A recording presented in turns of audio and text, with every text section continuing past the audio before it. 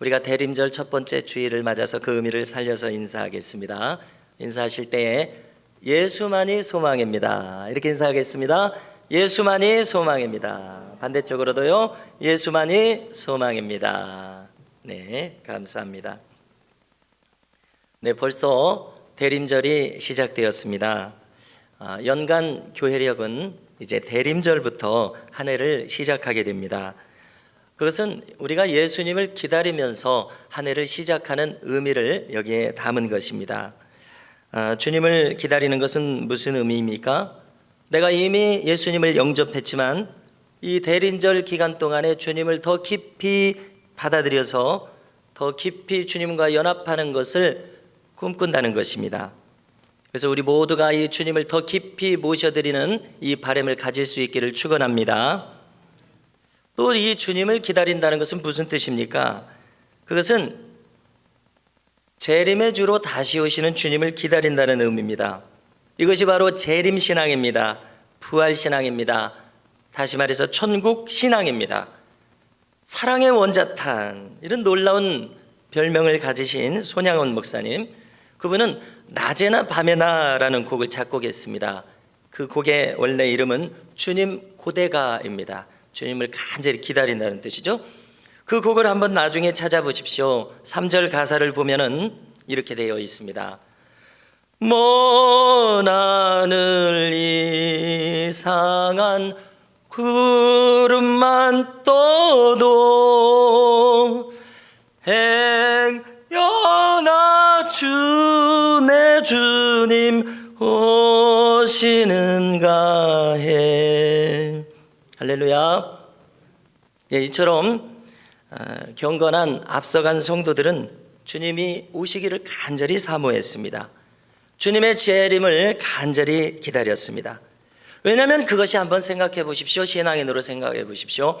인간이 가질 수 있는 가장 큰 소망이기 때문에 그렇습니다. 저와 우리 모든 미담의 가족들께서도 올해 우리가 맞이한 이 대림절 기간을 지내시면서 우리가 더욱 경건한 성도의 길을 가셔서 주님의 다시 오심을 간절히 기다리시는 깊은 영성인의 길을 가시기를 축복합니다. 예수님께서 탄생하신 이야기는 성경에서 마태복음과 누가복음 이 두 복음서에 자세히 나오고 있습니다. 마가복음에서는 탄생 이야기가 없이 곧바로 주님의 공생애로 들어갑니다. 그런데 오늘 읽은 이 요한복음도 주님의 탄생 이야기를 기록하지 않았습니다. 왜냐하면 이미 앞에서 충분히 기록했기 때문에 가장 후대에 기록한 이 요한복음은 그것을 반복할 필요가 없었으리라고 생각합니다. 그 대신 이 요한복음은 여기 1장에서부터 가장 심오하고, 당신은 헬라 시대 아닙니까? 이 헬라 철학도 이해할 수 있을 만큼 깊은 철학적인 방법으로 참으로 신비롭게 주님의 탄생 이야기를 해준 것입니다. 관점은 다르지만 주님의 탄생 이야기입니다. 여러분, 오늘 대림절 첫째 주일을 맞아서 이 내용을 함께 다루게 됨을 참으로 기대감을 가지면서 다루게 됩니다. 자, 오늘 우리가 읽은 이 요점은 무엇입니까? 오늘 설교 제목에 나타난 그대로입니다. 예수님은 누구신가? 그분은 독생하신 하나님이시라는 사실입니다. 독생하셨다는 뜻은 무슨 뜻입니까? 독은 홀로 독자요, 생자는 날생자이죠. 유일하다는 뜻 아니겠습니까? 하나님께서 인정하시는 유일한 인격이 바로 이 예수님이라는 뜻입니다. 자, 이 독생자는 하나님께서 승인하셨던 오직 한 분이라는 뜻이고요, 인정하시는 오직 한 분이라는 뜻이며 구원의 유일한 길이라는 의미가 이 말에 담겨 있습니다. 더군다나 조금 전에도 거론했듯이 요한복음 오늘 1장 18절을 보시면은요, 주님께서 승인하신 이 존재는 누구신가? 사도 요한이 보니까 독생하신 하나님이라 이렇게 고백하고 있습니다. 할렐루야. 여러분, 세상 어떤 사람이 감히 이렇게 표현하겠습니까?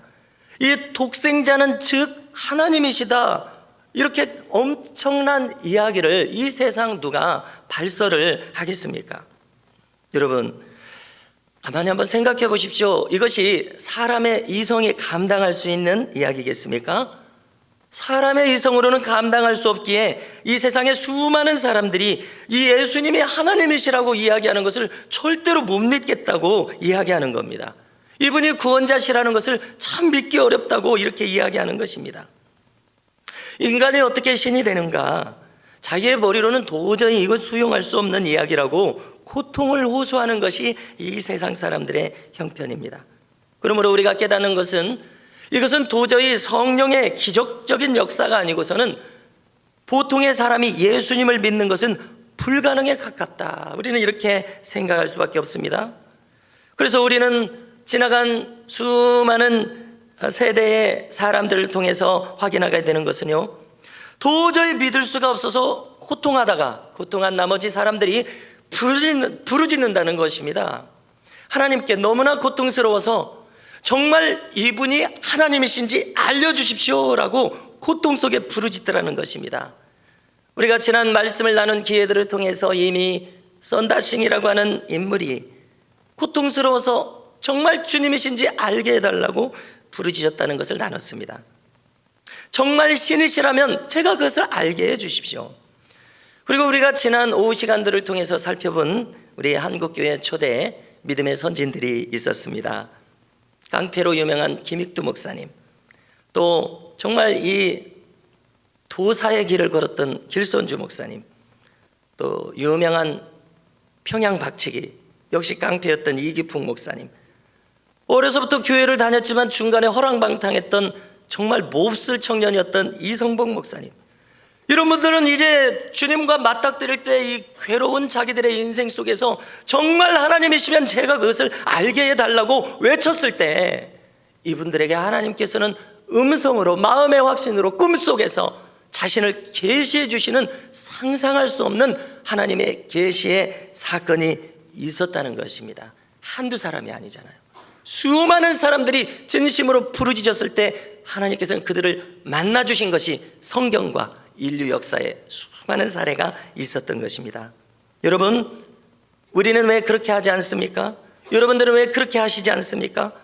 정말 못 믿겠다고 하시는 분부터 정말 저는 믿음이 약해서 신앙생활이 너무나 힘듭니다 하시는 분에 이르기까지, 여러분, 왜 우리가 하나님 앞에 정당하게 정말 하나님이시면 제가 알게 해 주시옵소서, 여러분, 왜 우리는 이렇게 못하느냐는 것입니다.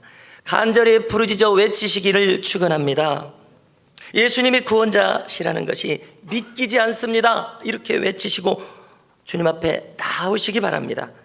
정말 구원자시라면 확실히 알게 해주십시오. 자, 우리가 예레미야서 33장 3절을 적어왔는데요, 너는 내게 부르짖으라, 내가 내게 응답하겠고 네가 알지 못하는 크고 은밀한 일을 내게 보이리라 말씀하셨고요, 잠언 8장 17절에서도 보니까 나를 사랑하는 자들이 나의 사랑을 입으며 나를 간절히 찾는 자가 나를 만날 것이니라. 할렐루야. 이것은 약속의 말씀입니다. 성도 여러분, 가만히 이치를 따져보십시오. 하나님은 헛말을 하실 분이 아닙니다. 빈말, 거짓말을 하실 분이 아닙니다. 약속의 말씀이시라는 사실이 우리가 주님을 찾을 수 있는 용기를 지금 주고 있습니다. 인천에 방주교회라고 하는 교회가 있습니다. 이 교회를 은퇴한 박보영이라는 목사님이 있는데요, 이분은 이제 젊은 시절 의대에 가서 남부러울 것이 없는 삶을 살았습니다. 골프도 수준급으로 치고 또 모자란 것이 없는 그런 풍족한 삶을 살았습니다. 그렇기 때문에 그런지 그는 경각심이 없이 방탕한 삶을 살게 되어서 결국은 우리가 TV에 지나가다가 보면은 사랑과 전쟁 같은 이 드라마처럼 정말 가정이 깨지고 이혼을 하고 그런 상황을 맞게 된 것입니다. 이런 혼란스러운 상황 속에서 심지어 자기 육신의 병까지 얻게 되는데요, 부정맥이라고 하는 이런 생소한 병을 얻게 됩니다. 자, 이 질병은 어떤 병인가 하면은요, 사람의 심장이 막 빨리 뛰기도 했다가 또 천천히 뛰는 겁니다. 좀 희한한 증상인데요, 그런데 이 증상을 겪는 임상적인 보고는 무엇인가 하면은 이렇게 될 때 심리적으로 엄청난 자살 충동을 느끼게 된다는 것입니다. 그래서 이분도 엄청난 자살 충동과 심신의 고통을 겪다가 이분에게서 떠오른 것은 무엇이냐면 인천에 마가의 다락방이라는 기도원이 있습니다. 이 기도원에 가볼까 이런 생각이 떠오른 것입니다. 그런데 이 기도원이 떠오른 것은 자기 할아버지가 감리교에서 성자처럼 존경받는 그 유명한 목사님이 있으셨는가 봅니다. 그리고 자기 아버지도 목사님이셨고, 그래서 이 방주교회를 담임하시면서 마가의 다락방 기도원을 운영하셨던 분들이었던 겁니다. 그래서 어렸을 때부터 잘 아니까 이 막다른 골목에 다다라서 이 기도원이 떠오른 겁니다. 그래서 이제 기도원에 어느 날 저녁에 도착해서 걸어서 올라가고 있습니다. 그런데 저쪽에서 장애를 가진 어떤 여자분이 이제 우는 겁니다. 그리고는 정말 뜬금없는 소리를 자기에게 날리고 지나갑니다. 뭐라고 얘기하냐면, 하나님이 당신을 내 종이라고 이야기하십니다, 이렇게 이야기하는 겁니다. 여러분, 내가 들었다고 생각해 보십시오. 얼마나 이 황당한 이야기입니까? 그러고 이제 지나가면서 뒤통수에다 대고 이렇게 이야기합니다. 오늘 밤에 12시에 성전에 올라가서 기도하면 하나님이 만나 주실 겁니다, 이렇게 이야기하고 가는 겁니다. 이런 미친 여자가 있나, 이렇게 생각을 하고요, 그날 저녁에 이제 잠을 청했습니다. 그런데 이제 잠을 청했는데 초침 소리가 왜 이렇게 크게 들리는 겁니까? 도저히 잠을 이룰 수가 없어가지고 12시쯤 돼서 그래 한번 성전에 올라가 보자 해서 올라갔습니다. 자, 그런데 이 대림절 성탄의 계절이었는지 그 성전에 이런 작은 크리스마스 트리가 반짝이고 있었더라는 겁니다. 그래서 그 옆에 가서 이제 기도를 하는 겁니다. 기도 내용은 이것입니다. 너무 답답해서 왔잖아요. 하나님이 정말로 살아계시다면 제 이 병 좀 고쳐주십시오, 이렇게 기도를 한 것입니다. 자, 얼마나 기도했는지는 모르겠습니다. 그런데 무슨 현상이 나타났냐면 이분의 몸이 갑자기 막 이렇게 떨리게 되고요, 그 다음에 입에서는 알 수 없는 소리가 나오더라는 것입니다. 자, 그 다음에 이제 얼마간 지나니까 마음이 또 평안해지고요, 그 다음에 우리가 또 믿기 어려운 것이 이분의 간증이니까요, 너는 내 종이라는 이런 음성을 듣게 되었습니다. 그리고 이어서 자기 심장이 나았다는 확신이, 이렇게 자기가 지어내서 믿는 것이 아니라 확신이 들어지는 그것을 경험했다는 것입니다. 자, 그리고 이제 집으로 내려왔습니다. 그리고 이제 며칠이 지났습니다. 기도원에서야 그런 평안과 체험을 하니까 놀라고 이제 믿을 수가 없고 그 이제 심장이 아프지 않으니까 기뻤지, 실생활으로 또 내려오니까 하나님이 믿어지지가 않는 겁니다. 그래서 이야기를 하는 겁니다. 하나님이 정말 살아계시다면 제가 믿지 않을 수 없도록 증거를 좀 보여주십시오, 이렇게 말씀을 드린 겁니다. 그랬더니 이제 많은 이야기가 있습니다. 요약을 하면은 이제 잠시 후에 펼쳐질 상황을 하나님께서 음성으로 들려주시고 실제로 그 일이 일어나는 것을 여러 번 경험하게 되는 겁니다. 그러면서 또 들리는 음성이 이래도 네가 나를 믿지 못하겠느냐라고 말씀하시는 것을 듣게 된 것입니다. 많은 이야기가 있습니다만은 그는 1991년에 신학대학원에 들어가서 오늘까지 쓰임받는 종이 되었습니다. 한번 이야기를 함께 돌이켜 봅시다. 그는 아주 방탕하고 병들었지 않습니까? 그리고 이제 자기 인생이 끝났다고 생각하던 사람이었습니다. 그런데 그가 정말 하나님 살아계시다면 이 병을 고쳐주시옵소서라고 진지하게 요청을 드렸을 때 그가 어떤 응답을 받았는지를 함께 생각해 보시자는 겁니다. 너는 내게 부르짖으라, 내가 내게 응답하겠다라는 이 하나님의 말씀은 정말 빈 말씀이 아니신 것을 우리가 이 사례를 통해서 확인한다는 이야기입니다. 여러분, 이것을 우리 자신에게 적용할 수 있기를 바랍니다. 여러분, 이 신비롭고 심오한 세계가 오늘 요한복음 1장 1절부터 기록되어 있습니다. 다시 한번 읽어드리고자 하는데요, 태초에 말씀이 계시니라, 이 말씀이 하나님과 함께 계셨으니 이 말씀은 곧 하나님이시니라. 그가 태초에, 여러분, 이 말씀을 그라고 지칭하고 있는 것은 이 말씀이 예수님이라는 이야기입니다. 하나님과 함께 계셨고 만물이 그로 말미암아 지은 바 되었으니 지은 것이 하나도 그가 없이는 된 것이 없느니라. 그 안에 생명이 있었으니 이 생명은 사람들의 빛이라. 빛이 어둠에 빛이 돼 어둠이 깨닫지 못하더라, 이렇게 말씀합니다.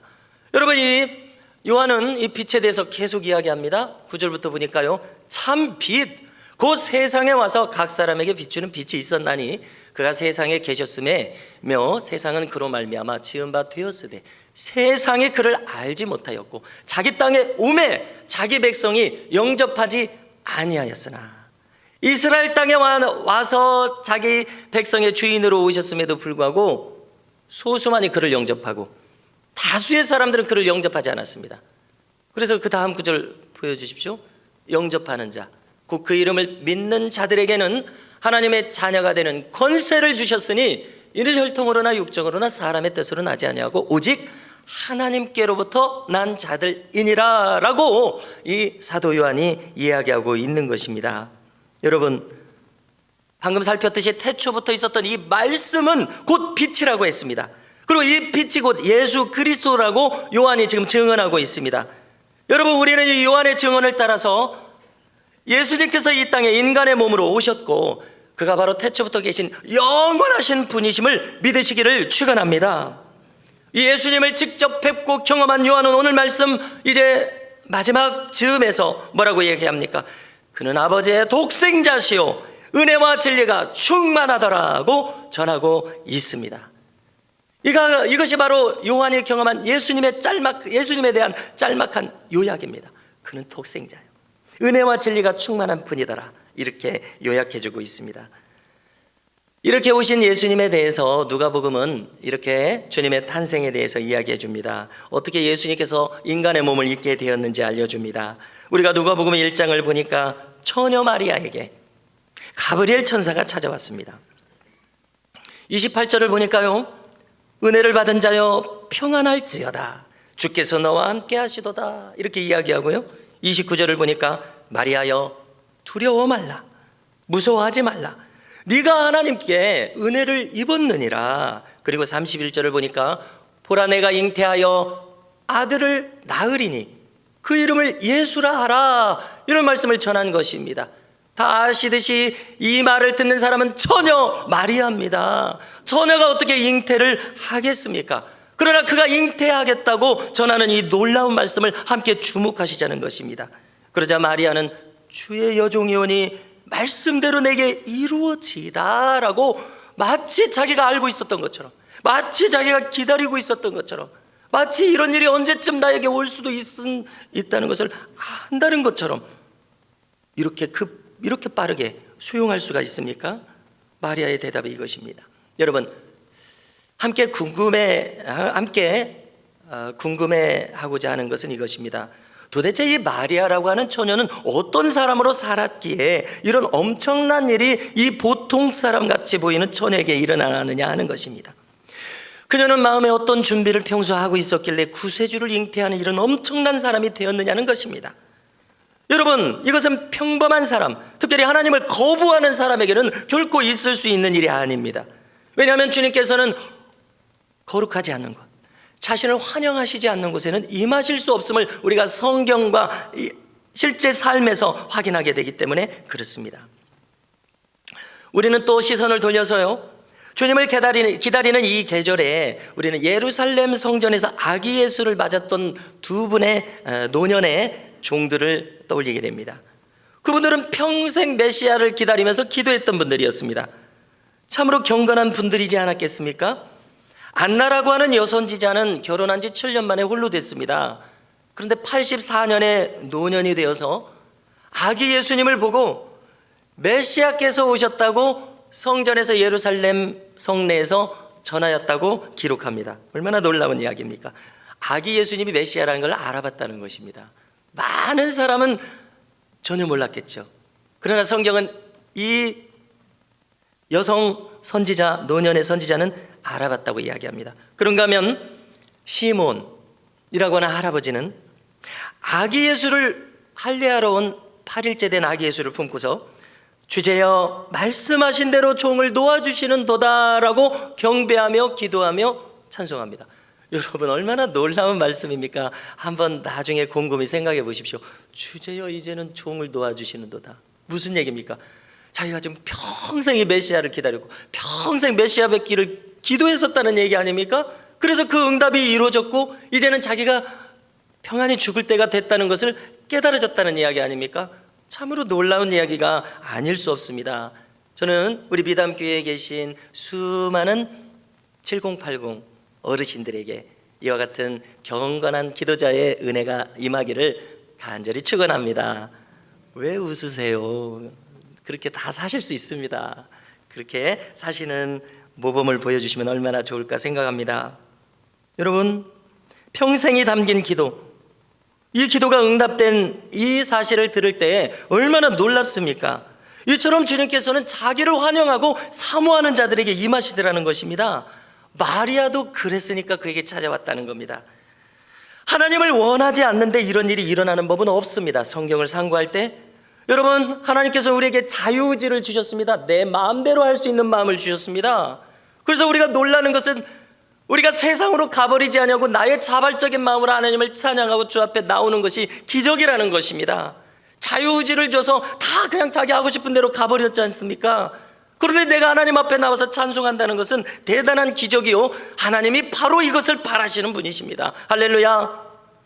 내가 자발적으로 하나님 앞에 나오는 것 말입니다. 이것이 인간을 향해서 가지신 하나님의 본래 계획이었고, 이 자리에 있는 저와 우리 모든 교우들께서는 이 하나님의 바람에 응답하여 나오신 줄로 믿습니다.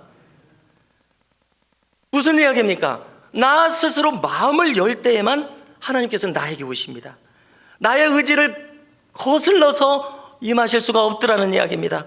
이제 이런 초자연적인 하나님의 역사가 일어나고 하나님과 만나지는 은혜가 우리 가운데 차고 넘치기를 간절히 소망합니다.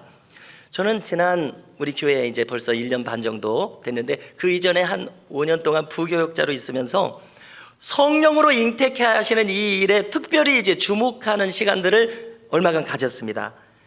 이제 부교육자로서 새벽 기도에 설교하는 그런 기회가 있지 않습니까? 근데 이제 제가 주목해서 다룬 내용은 삼손이 태어날 때, 그리고 세례 요한이 태어날 때 이야기들입니다.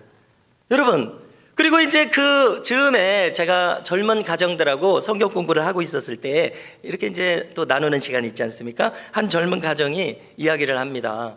저희가 이 결혼한 지 7년 동안 아이가 없었습니다. 얼마나 애타게 기도를 했던지 마침내 아이를 주셨을 때 너무나 감사했고, 그 감사가 저희 신앙생활의 전부입니다, 이렇게 이야기를 하는 겁니다.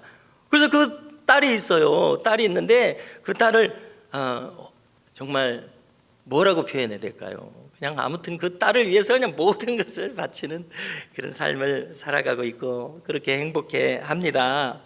여러분, 그런가 하면은요, 바로 이 저의 옆에는 같이 형제처럼 우애하면서 함께 동역하는 이 부목사님이 있었습니다. 저보다 연령이 좀 아래인 이 부목사님, 같이 이렇게 우애하면서 지내니까 그것도 얼마나 복입니까?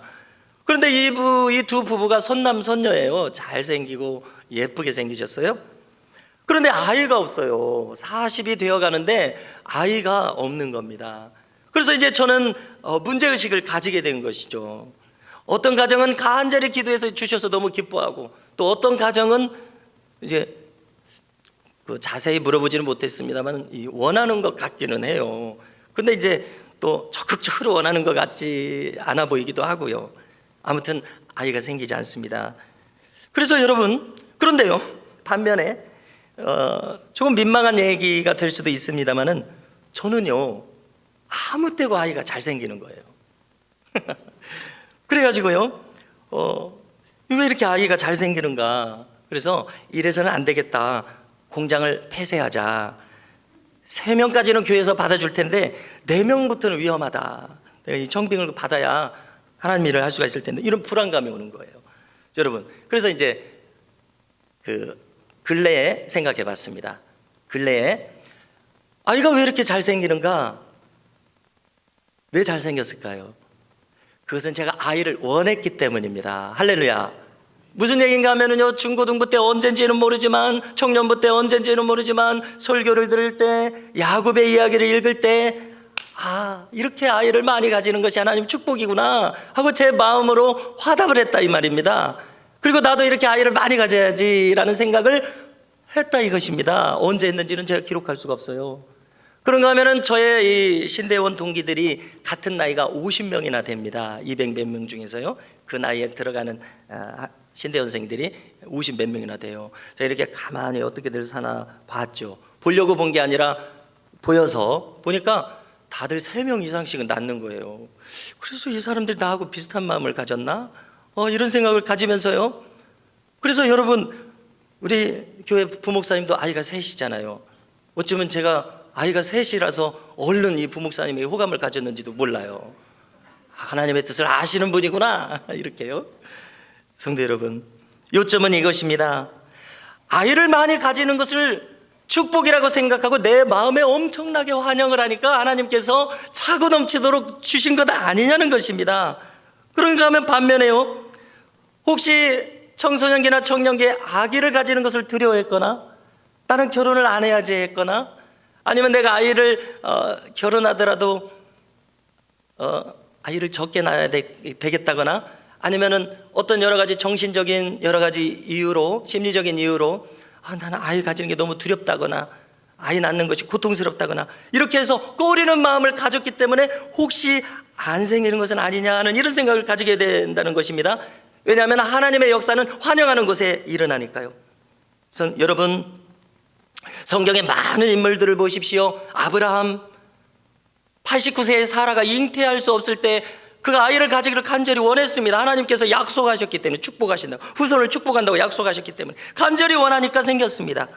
그런가 하면은 삼손을 보십시오. 그의 부친 마노아와 모친은 임신하지 못했다고 기록했습니다. 그러나 하나님의 천사가 그들을 방문했을 때 그것은 그들이 기도하는 자들이라는 것이었습니다. 그들이 원했다 어쨌다 하는 것은 나타나지 않았습니다만은 그들에게 가질 수 없는 자들에게 가지게 되는 역사가 있었다고 기록합니다. 사무엘 선지자를 보십시오. 잘 아시는 대로 한나는 정실이고 분인나는 이제 첩인데, 후실인데 분인나의 핍박을 견디지 못해서 하나님, 분인나는 저렇게 아이를 잘 낳도록 축복해 주시는데 왜 저는 축복하시지 않습니까? 라고 사무엘서 1장을 보니까 통곡하며 기도했다는 이야기입니다. 무슨 얘기입니까? 나에게 아이를 주시기를 간절히 기도했을 때 하나님께서 그 간절한 소망에 응답해서 들어주시더라는 것입니다. 할렐루야. 그러가 하면 오늘 세례 요한 부친과 모친 엘리사벳도 나이가 많아서 아이를 가지지 못했었습니다. 그러나 천사가 고지했을 때 아이가 일어나는 기적이 일어났습니다. 오늘 마리아도 마찬가지입니다.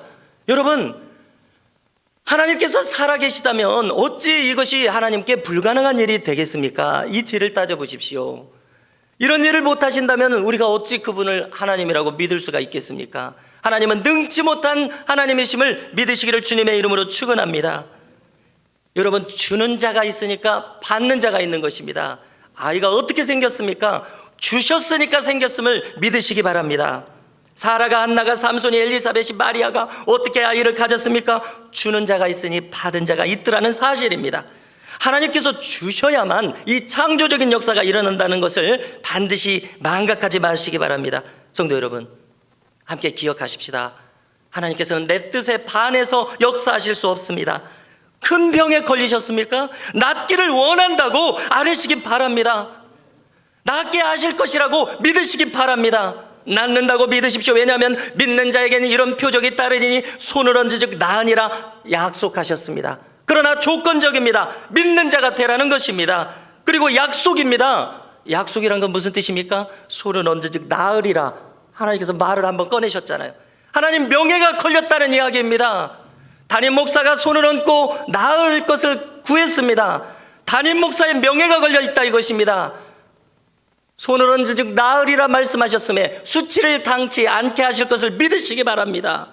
손을 얹는 사람의 명예가 걸려 있습니다. 그것을 역사하게 하시는 하나님의 명예가 걸려 있습니다. 할렐루야. 우리에게 필요한 것은 믿음입니다.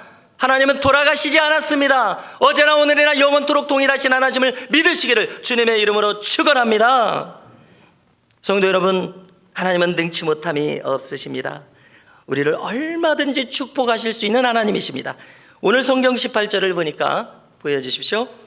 본래 하나님을 본 사람이 없으되 누가 하나님을 봤겠습니까? 그러나 아버지 품속에 있는 독생하신 하나님이 나타내셨느니라. 할렐루야. 예수님은 하나님이십니다. 이것이 사도 요한의 증언입니다. 저는 믿습니다. 여러분도 믿으십니까? 그러면 하나님께서는 우리의 생애에 찾아오셔서 능치 못할 일이 없으심을 믿으시기 바랍니다. 하나님은 나의 의지를 거슬러서 행하실 수 없으십니다. 나를 축복해 주시라고 구하시기 바랍니다. 나를 합격시켜 주시라고, 내가 공부를 잘할 수 있게 해달라고, 나의 인생이 복되게 해달라고, 나의 가정이 화목하게 해달라고, 나의 자녀들이 곁길로 가지 아니하고 하나님 앞에 선한 길을 가고 구원의 길을 가게 해달라고. 여러분, 왜 우리가 구하지 않습니까? 여러분, 어둠의 속삭임에 귀를 기울이지 마십시오. 협조하지 마십시오. 하나님이 축복하실 것을 다짐하고 고백하고 믿으시기 바랍니다. 이와 같이 독생하신 하나님의 역사가 우리의 삶의 이 대림절의 계절에 충만하게 나타나시기를 주님의 이름으로 축원합니다.